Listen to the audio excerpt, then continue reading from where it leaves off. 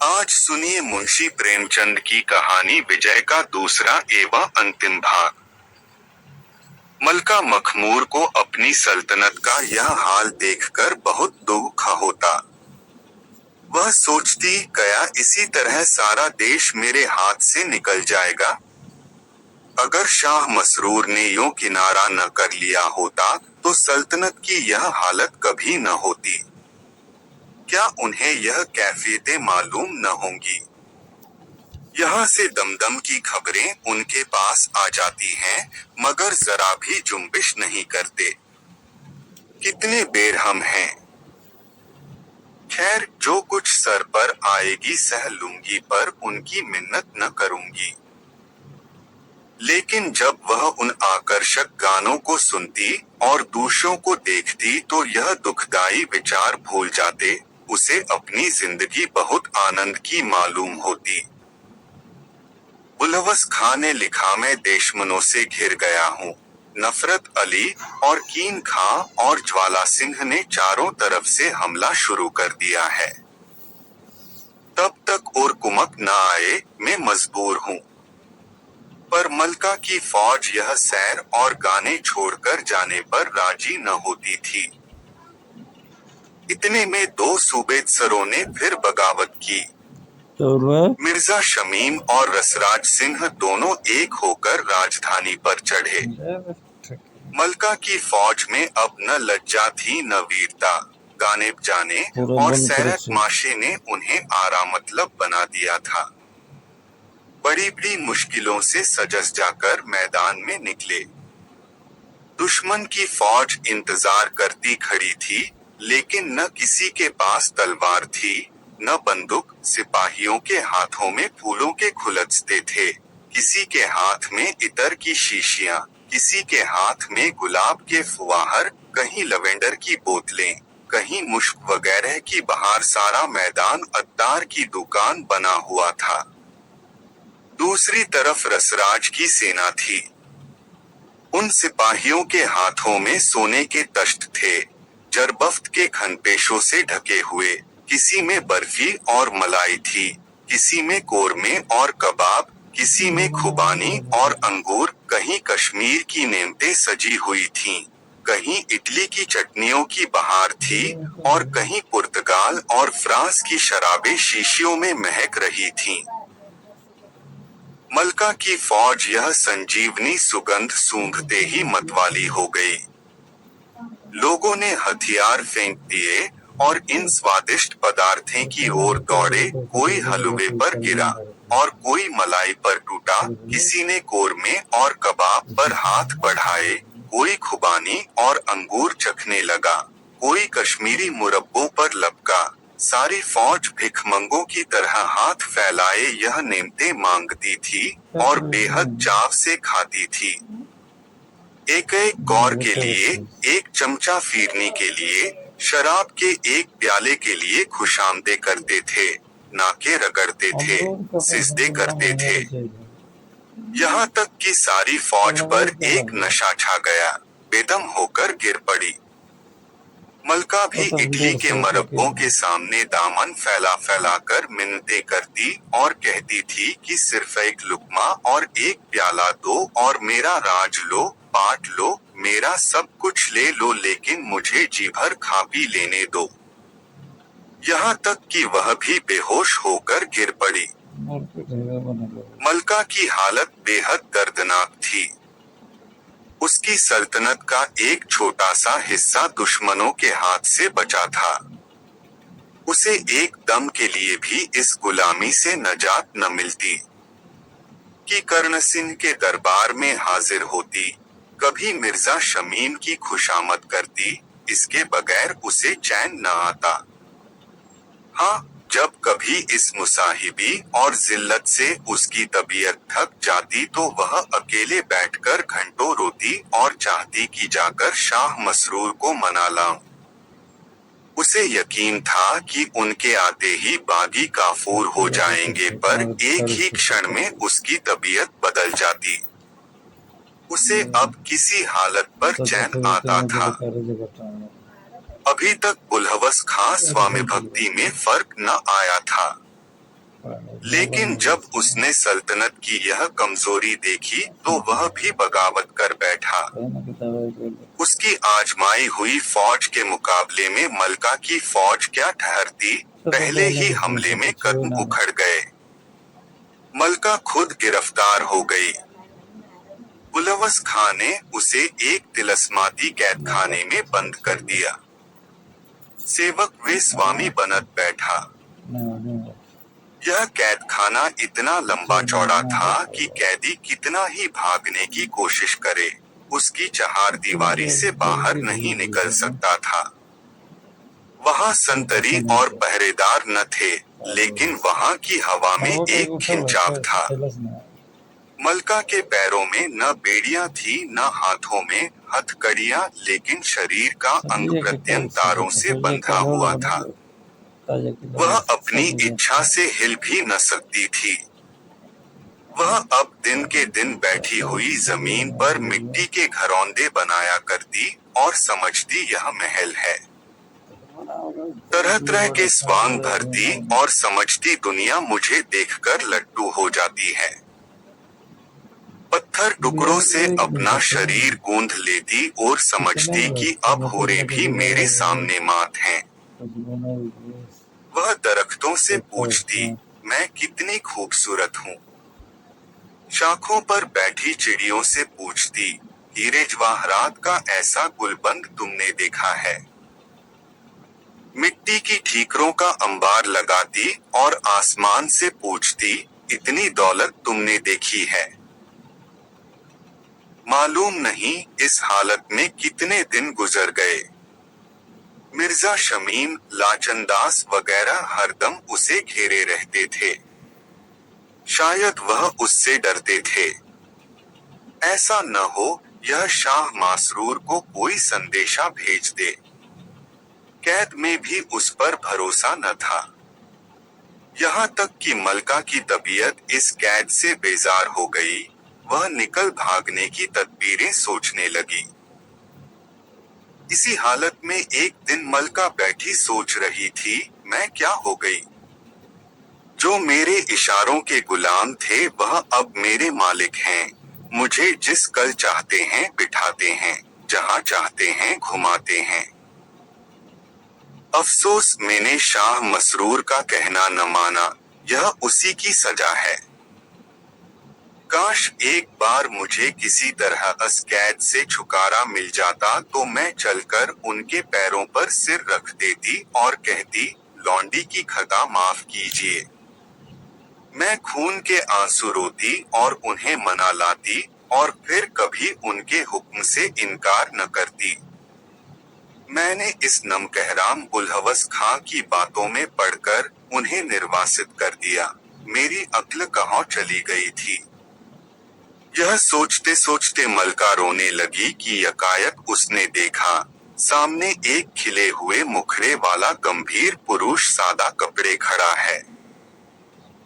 मलका ने आश्चर्यचकित होकर पूछा, आप कौन हैं? यहाँ मैंने आपको कभी नहीं देखा। पुरुष, हाँ, इस कैदखाने में मैं बहुत कम आता हूँ। मेरा काम है कि जब कैदियों की तबीयत यहाँ से बेजार हो तो उन्हें यहाँ से निकलने में मदद दूं। मलका, आपका नाम? पुरुष, संतोख सिंह। मलमा, आप मुझे इस कैद से छुटकारा दिला सकते हैं? संतोख, हाँ, मेरा तो काम ही यह है, लेकिन मेरी हिदायतों पर चलना पड़ेगा। मलका, मैं आपके हुक्म से जौ भर भी इधर उधर न करूंगी। खुदा के लिए मुझे यहाँ से जल्द ले चलिए, मैं मरते दम तक आपकी शुक्रगुजार रहूंगी। संतोख, आप कहाँ चलना चाहती हैं? मलका, मैं शाह मसरूर के पास जाना चाहती हूँ। आपको मालूम है वह आलकल कहाँ है? संतोख, हाँ, मालूम है, मैं उनका नौकर हूँ। उन्हीं की तरफ से मैं इस काम पर तैनात हूँ। मलका, तो खुदा के वास्ते मुझे जल्द ले चलिए, मुझे अब यहाँ एक घड़ी रहना जी पर भारी हो रहा है। संतोष, अच्छा तो यह रेशमी कपड़े और यह जवाहरात और सोने के जेवन उतार कर फेंक दो। बुलहवस ने इन्हीं जंजीरों से तुम्हें जाकर दिया है। मोटे से मोटा कपड़ा जो मिल सके पहन लो, इन मिट्टी के घरौंदों को गिरा दो। इतर और गुलाब की शीशियां, साबुन की बट्टियां और यह पाउडर के डब्बे सब फेंक दो। मलका ने शीशियों और पाउडर के तड़ाक तड़ाक पटक दिए। सोने के जेवरों को उतार कर फेंक दिया कि इतने में बुलहवस खां धाड़े मारकर रोता हुआ आकर खड़ा हुआ और हाथ बांधकर कहने लगा, दोनों जहानों की मलका, मैं आपका नाचीज गुलाम हूँ, आप मुझसे नाराज हैं? मलका ने बदला लेने के अपने जोश में मिट्टी के घरौंदों को पैरों से ठुकरा दिया, ठीकरों के अंबार को ठोकरे मारकर बिखेर दिया। बुलहवस के शरीर का एक एक अंग कट कट कर गिरने लगा। वह बेदम होकर जमीन पर गिर पड़ा और दम के दम में जहन्नुम रसीद हुआ। संतोष सिंह ने मलका से कहा, देखा तुमन, इस दुश्मन को तुम कितना डरावना समझती थी, आन की आन में खाक में मिल गया। मलका, काश मुझे यह हिकमत मालूम होती तो मैं कभी की आजाद हो जाती, लेकिन अभी और भी तो दुश्मन हैं। संतोष को मारना इससे भी आसान है। चलो कर्ण सिंह के पास। जो ही वह अपना सुर अलापने लगे और मीठी मीठी बातें करने लगे, कानों पर हाथ रख लो, देखो अदृश्य के पर्दे से फिर चीज सामने आती है। मलका कर्ण सिंह के दरबार में पहुंची।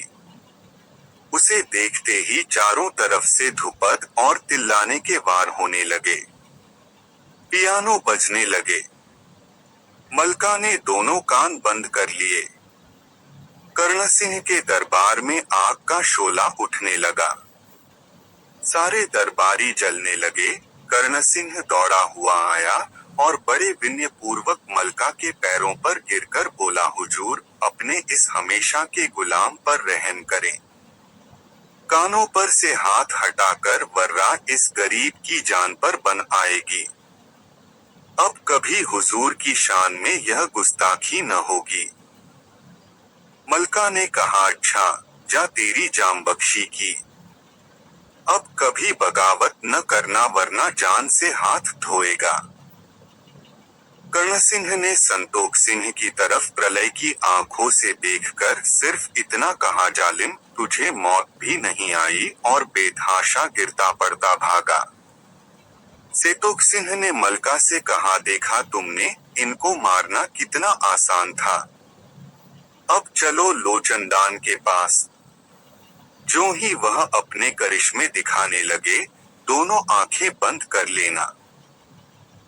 मलका लोचनदास के दरबार में पहुंची। उसे देखते ही लोचन ने अपनी शक्ति का प्रदर्शन करना शुरू किया। ड्रामे होने लगे, नर्तकों ने थिरकना शुरू किया। लालोज मुरर्द की कश्तियां सामने आने लगीं, लेकिन मलका ने दोनों आंखें बंद कर लीं। आन की आन में वह ड्रामे और सर्कस और नाचने वालों के गिरोह खाक में मिल गए। लोचनदास के चेहरे पर हवाइयां उड़ने लगीं। निराशापूर्ण धैर्य के साथ चिल्ला कर कहने लगा, यह तमाशा देखो, यह पेरिस के खवे खाने, यह मिस एलिन का नाच है। देखो अंग्रेज रईस उस पर कितनी उदारता से सोने और हीरे जवाहरात निछावर कर रहे हैं। जिसने यह सैरक माशे ने देखे, उसकी जिंदगी मौत से बदतर। लेकिन मलका ने आंखें न खोली। तब लोचनदास बदहवास और घबराया हुआ, बेद के दरख्त की तरह कांपता हुआ मलका के सामने आ खड़ा हुआ और हाथ जोड़कर बोला, हुजूर, आंखें खोलें। अपने इस गुलाम पर रहम करें, नहीं तो मेरी जान पर बन जाएगी। गुलाम की गुस्ताखियां माफ फरमाएं। अब यह बेअदबी न होगी। मलका ने कहा, अच्छा जा, तेरी जान बख्शी की, लेकिन खबरदार, अब सर न उठाना, नहीं तो जहन्नुम रसीद कर दूंगी। लोचनदास यह सुनते ही गिरता पड़ता जान लेकर भागा। पीछे फिरकर भी न देखा। संतोख सिंह ने मलका से कहा, अब चलो मिर्जा शमीम और रसराज के पास। वह एक हाथ से नाक बंद कर लेना और दूसरे हाथ से खानों के तश्त को जमीन पर गिरा देना। मलका रसराज और शमीम के दरबार में पहुंची। उन्होंने जो संतोख को मलका के साथ देखा तो होश उड़ गए। मिर्जा शमीम ने कस्तूरी और केसर की लपटें उड़ाना शुरू की। रसराज स्वादिष्ट खानों के तश्त सजाकर मलका के सामने लाने लगा और उनकी तारीफ करने लगा। यह पुर्तगाल की 3 आंच दी हुई शराब है। इसे पिए तो बुड्ढा भी जवान हो जाए। यह फ्रांस का शैंपेन है। इसे पिए तो मुर्दा जिंदा हो जाए। यह मथुरा के पेड़े हैं। उन्हें खाए तो स्वर्ग की नेमतों को भूल जाए। लेकिन मलका ने एक साथ से नाक बंद कर ली और दूसरे हाथ से उन तश्तों को जमीन पर गिरा दिया और बोतलों को ठोकरें मार मार कर चूर कर दिया। ज्यों-ज्यों उसकी ठोकरें पड़ती थीं, दरबार के दरबारी चीख चीख कर भागते थे। आखिर मिर्जा शमीम और रसराज दोनों परेशान और बेहाल, सर से खून जारी, अंग टूटा हुआ, आकर मलका के सामने खड़े हो गए और गिड़गिड़ाकर बोले, हुजूर, गुलामों पर रहम करें। हुजूर की शान में जो गुस्ताखियां हुई हैं, उन्हें मुआफ फरमाएं। अब फिर ऐसी बेअदबी न होगी। मलका ने कहा, सराज को मैं जान से माना चाहती हूँ। उसके कारण मुझे जलील होना पड़ा। लेकिन संतोख सिंह ने मना किया, नहीं, इसे जान से न मारिए। इस तरह का सेवक मिलना कठिन है। यह आपके सब सूबेदार अपने काम में यकता हैं, सिर्फ इन्हें काबू में रखने की जरूरत है। मलका ने कहा, अच्छा जाओ, तुम दोनों की भी जान बख्शी की, लेकिन खबरदार, अब कभी उपद्रव मत खड़ा करना, वरना तुम जानोगे। दोनों गिरत पड़ते भागे, दम के दम में नजरों से ओझल हो गए। मलका की रियाया और फौज ने भेंटे दी, घर घर शादियाने बजने लगे। चारों बागी सूबेदार शहरपनाह के पास छापा मारने की घात में बैठ गए। लेकिन संतोख सिंह जब रियाया और फौज को मस्जिद में शुक्रिये की नमाज अदा करने के लिए ले गया, तो बागियों को कोई उम्मीद न रही। वह निराश होकर चले गए। जब इन कामों से फुर्सत हुई तो मलका ने संतोख सिंह से कहा, मेरे पास अल्फाज नहीं में इतनी ताकत है कि मैं आपके एहसानों का शुक्रिया अदा कर सकूं। आपने मुझे गुलामी ताकत से छुटकारा दिया। मैं आखिरी दम तक आपका जस गाऊंगी। अब शाह मसरूर के पास मुझे ले चली। मैं उनकी सेवा करके अपनी उम्र बसर करना चाहती हूँ। उनसे मुंह मोड़कर मैंने बहुत जिल्लत और मुसीबत झेली। अब अभी उनके कदमों से जुदा न होंगी। संतोख सिंह, हाँ, चलिए, मैं तैयार हूँ, लेकिन मंजिल सख्त है, घबराना मत। मलका ने हवाई जहाज मंगाया। पर संतोख सिंह ने कहा, हाँ, हवाई जहाज का गुजर नहीं है, पैदल पड़ेगा। मलका ने मजबूर होकर जहाज वापस कर दिया और अकेले अपने स्वाति को मनाने चली। वह दिन भर भूखी प्यासी पैदल चलती रही। आंखों के सामने अंधेरा छाने लगा। प्यास से गले में कांटे पड़ने लगे। कांटों से पैर छलनी हो गए। उसने अपने मार्गदर्शक से पूछा, अभी कितनी दूर है? संतोख, भी बहुत दूर है। चुपचाप चली आओ। यहाँ बातें करने से मंजिल खोटी हो जाती है। रात हुई, आसमान पर बादल छा गए। सामने एक नदी पड़ी, किश्ती का पता न था। मलका ने पूछा, किश्ती कहाँ है? संतोष ने कहा, नदी में चलना पड़ेगा, यहाँ किश्ती कहाँ है? मलका को डर मालूम हुआ, लेकिन वह जान पर खेलकर दरिया में चल पड़ी।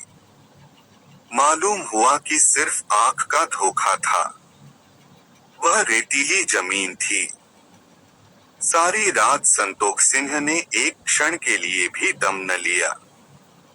जब भोर का तारा निकल आया, तो मलका ने रोकर कहा, अभी कितनी दूर है, मैं तो मरी जाती हूँ। संतोष सिंह ने जवाब दिया, चुपचाप चली आओ। मलका ने हिम्मत करके फिर कदम बढ़ाए। उसने पक्का इरादा कर लिया था कि रास्ते में मर ही क्यों न जाऊं, पर नाकाम न लौटूंगी।